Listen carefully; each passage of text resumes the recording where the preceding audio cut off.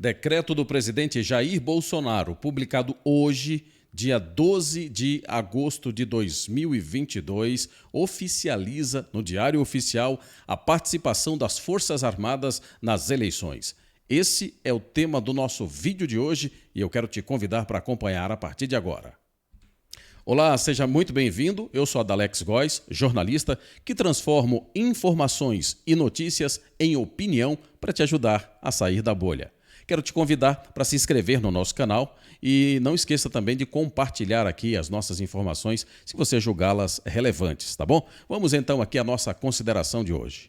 Desde que o presidente Jair Bolsonaro foi eleito presidente da República em 2018, ele vem questionando a confiabilidade do nosso sistema de votação.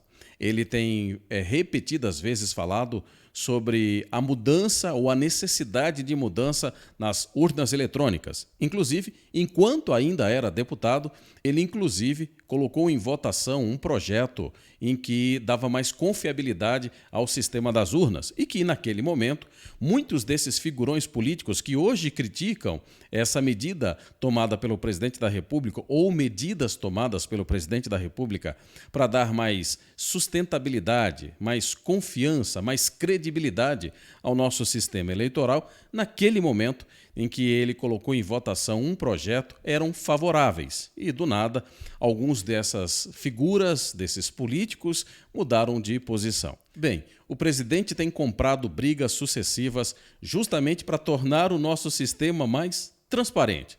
É muito estranho, né, quando se percebe que um presidente que está no poder tem medido sua força, tem medido a sua popularidade, tem buscado ali alternativas, tentado costurar aliados, justamente para dar mais credibilidade ao sistema eleitoral.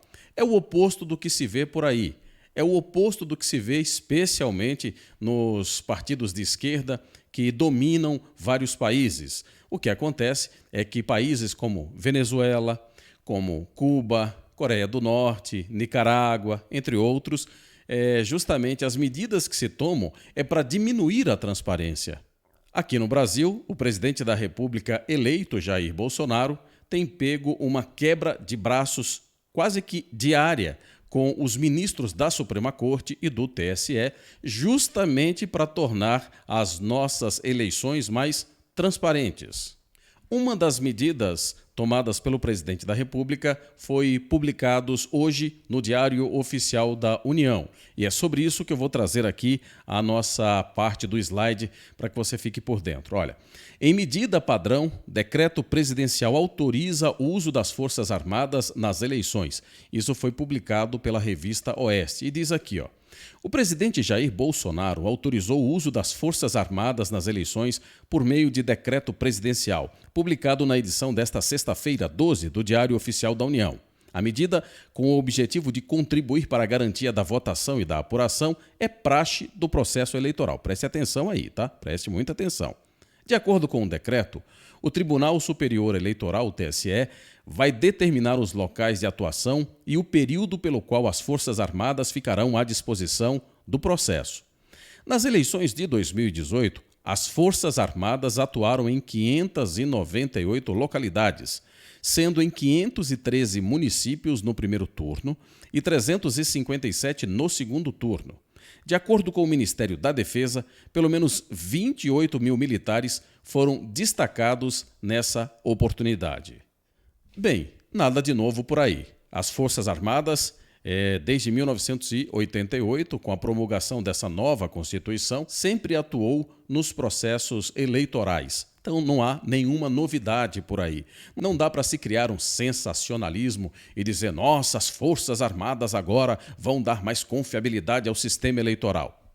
Porém, aí tem um pequeno detalhe. E é nesse pequeno detalhe que a gente vai se ater a partir de agora e eu quero convidar você. Diz aqui, ó, ainda a matéria da revista Oeste. Diz aqui, ó, o TSE avalia atender a 2 de 3 sugestões das Forças Armadas para as urnas eletrônicas, informou o jornal Estado de São Paulo na quarta-feira, dia 10.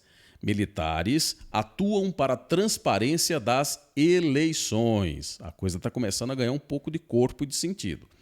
A primeira delas é a publicação de arquivos de dados dos boletins das máquinas com os votos registrados e apurados em cada aparelho. Eles serão divulgados online na íntegra, criando uma base de dados públicas na internet. Ou seja, o que o Exército quer nada mais é que é o seguinte: urna eletrônica X. Você, cidadão, pode entrar na internet, fazer a consulta, saber quantos votos cada candidato teve ali. E os dados devem estar disponíveis para qualquer pessoa do Brasil. Que mal há nisso?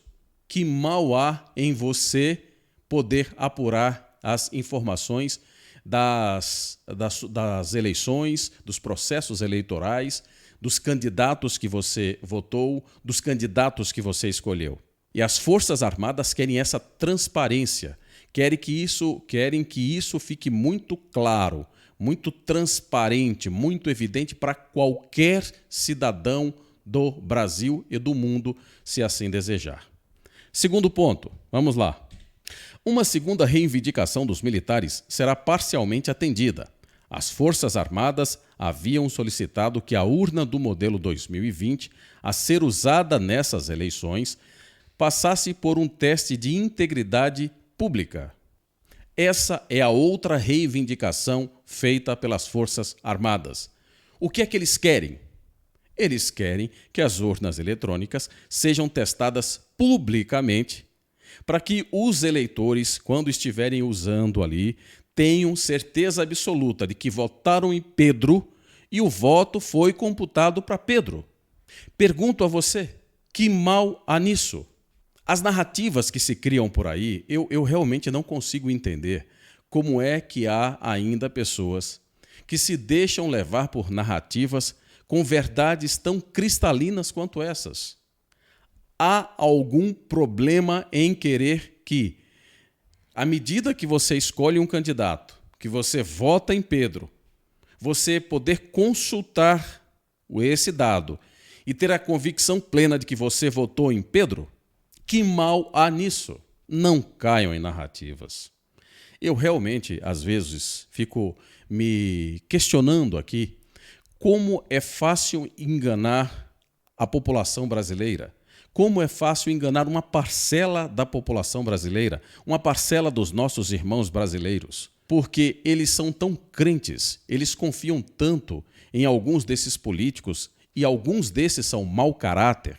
Alguns desses não merecem confiança, alguns desses são pessoas podres de fato e que deviam ser varridos para sempre da vida pública e presos, porque são mau caráter, criminosos, corruptos.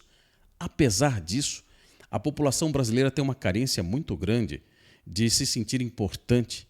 E aí, esse pessoal sabe como é que funciona isso. Eles vão lá, apaziguam de 4 em 4 anos essa população carente, com mentiras, promessas, às vezes com algum tipo de vantagem material, às vezes com um afago, só isso.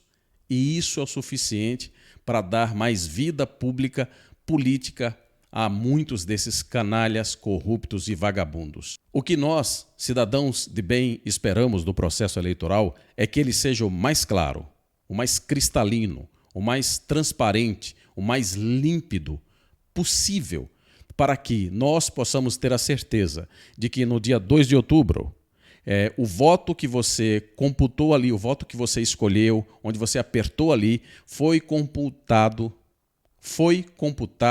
e foi para quem de fato você gostaria que fosse aquele voto. É isso que todo cidadão de bem quer. Realmente, não consigo entender muitas coisas. Uma delas é porque tanta resistência dos ministros do TSE para fazer pequenas mudanças justamente para dar mais credibilidade ao nosso processo eleitoral.